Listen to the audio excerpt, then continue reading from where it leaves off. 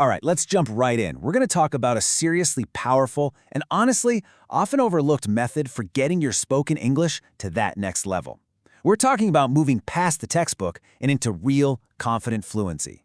So let me ask you, does this sound familiar? You've spent years studying, you know the grammar rules, you've got a decent vocabulary, but when you actually try to speak, it just feels clunky, it's slow, it's awkward, it doesn't feel natural. Well, you are definitely not alone. And the reason why is probably not what you think. Here's the thing. The problem isn't you. It's the way we were taught. See, there are basically two different roads to learning English. And most of us, well, we were sent down the wrong one from the very beginning. Just look at the difference here. It's night and day, right? A native speaker, like a baby learning to talk, starts by listening. They absorb everything, they start to mimic sounds, and then they speak. The grammar rules? That comes way, way later. But in school, we do it completely backward. We start with abstract grammar rules, then we read, and only after all that are we expected to somehow speak fluently. No wonder it feels so unnatural.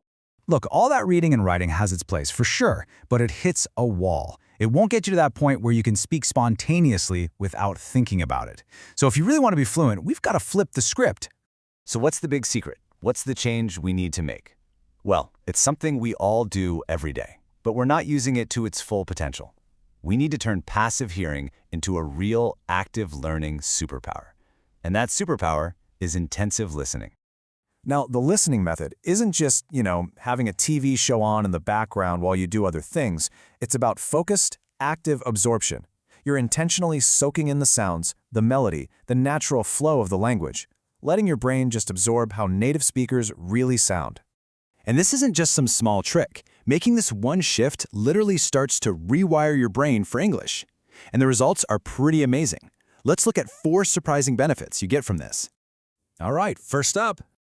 This one is a total game changer. When you're constantly listening to English, your brain stops doing that slow, painful translation process in your head. You know the one.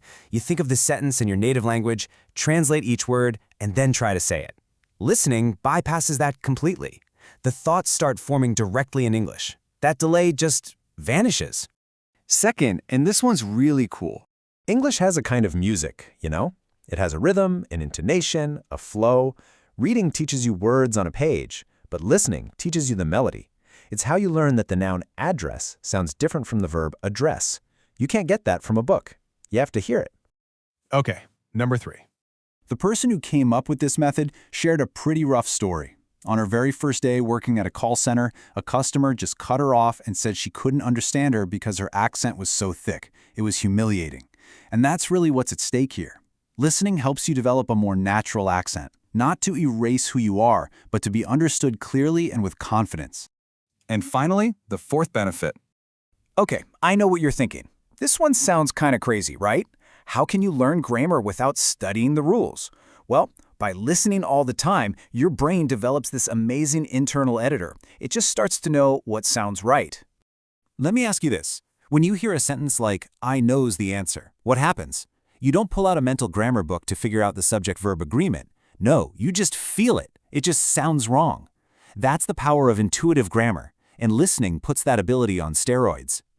So the theory is solid, but you're probably wondering, okay, this sounds good, but what do I actually do? Perfect. Let's get into the practical, step-by-step action plan you can start using today. Here's your 5-step guide. First, forget the formal stuff for now. Focus on casual, everyday English, how people actually talk to each other. Second, start with easy stuff. The goal isn't to learn a million new words, it's to get your ear used to the flow. Third, use subtitles. Think of them like training wheels on a bike. Use them until you don't need them anymore. Fourth, and this is so important, pick stuff you actually find interesting. If you're bored, your brain is going to tune out. And finally, be curious. When you hear a new phrase or word that sounds cool, say it out loud. Now, if you're sitting there worried that you don't know enough words to even start, I want you to remember this number, 800. And what does 800 have to do with this number? 75%. It's this simple.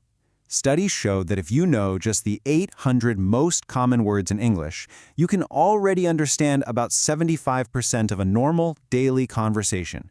And I'm willing to bet you know way more than 800 words already. The point is, your vocabulary isn't holding you back. You are ready to do this right now.